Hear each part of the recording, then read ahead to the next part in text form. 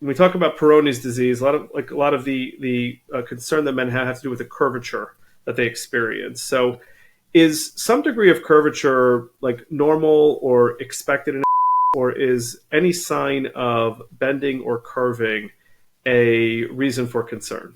So come in all shapes and sizes, obviously. So there is something called congenital cordy, which is patients are born, or some men are born with a slight curvature downward, which is due to the fact that there might be some scar tissue along the urethra forming as the urethra starts at the base and kind of zips up towards the tip of the.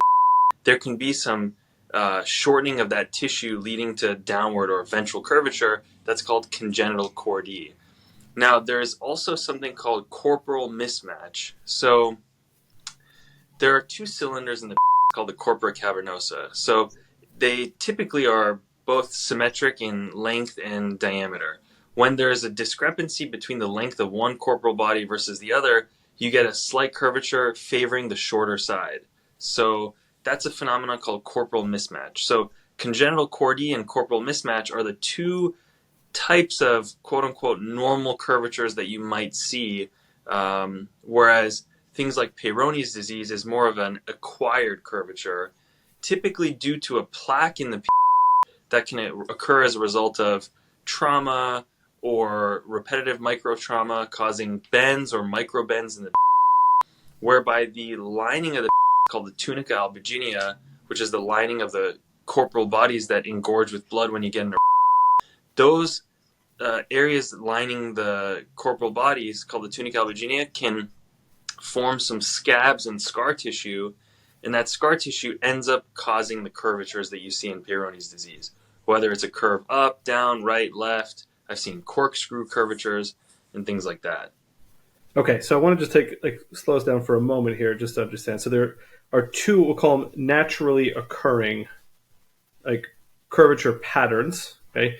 Correct. Now, in the first one, the congenital cordy, you said there's scar tissue. Is that from birth, or is that like a predisposition to develop scar tissue? No, it's from birth, and I call it scar tissue, but it's really just the way that the urethra and the tissue around the urethra, because it starts at the base of the penis as you're in development and kind of zips from the bottom up. And that congenital cordy is really due to scar tissue or shortening of the tissue that occurs during development, and it leads to that downward or ventral curvature. Okay, is that something which is hereditary, or is that like a one? It's just in utero, while you were in your mom's uterus developing, for some reason there was an issue with the pathway in which the urethral zipper kind of got stuck, or there was some anomaly that occurred during development. So it's not a genetic issue. It's more of it happened during development. We don't really have an answer for it. Okay. And the curvature that you described with the congenital cordy, is that always like pointing with the upper half of the shaft pointing like in a downward position? Correct. Okay. Yeah, it's always so congenital cordy always leads to what's called a ventral curvature. So in some guys, when you come to correct that cordy, that defect, all you really need to do is essentially separate the scar or the shortened tissue on the bottom side around the urethra, and that can kind of get you to spring the rest of the forward. So this is something which is addressable. It can be addressable. Obviously, not too. Not every case. We're not talking in generalities, but you're saying it can be addressable. Okay. Now, just moving to the again the corpora cavernosa, they're basically the two tubes that fill with blood during an. You're saying that they're not necessarily even in every. Now, is that a common occurrence, or is that corporal mismatch? Yeah. So it's a pretty rare occurrence, but it can happen. So that's why I always ask patients that come to see me, when they complain of a curvature, is this something you had as long as you can remember? Was this something when you were a teenager and you had? Did you always have this kind of curvature, or was this something that occurred later in life? So, lifelong curvatures, that's more of the, if it's ventral, likely congenital cordy, or if it's a corporal mismatch issue that leads to curvature to the right or to the left. That's typically that's been present since as long as they can remember. The guys that come in and say, oh no, for the last 6 months I've had this upward curvature or to the left and things like that, that's more Peyronie's disease. Now, Peyronie's disease really is a spectrum. It's, it could be a subtle curvature, 10 to 15 degrees. I've seen 30, 45, 90-degree curvatures. I've seen corkscrew curvatures.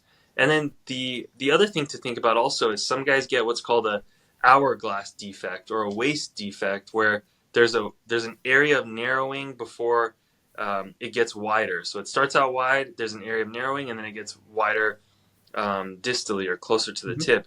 And that hourglass deformity is also from abnormal scar tissue developing in the tunica albuginea that leads to this constriction or this waist defect or hourglass deformity. That's also something that we see with Peyronie's disease. And this also is acquired, correct? Correct, yeah. Okay, so when I say acquired, yeah. So I should acquired maybe a little bit of a misnomer. There are acquired obviously from repetitive trauma or overt trauma. There's also this idiopathic phenomenon with Peyronie's disease where, the guy just says, one morning I woke up and I noticed this hourglass deformity, or morning I woke up and I noticed this curvature.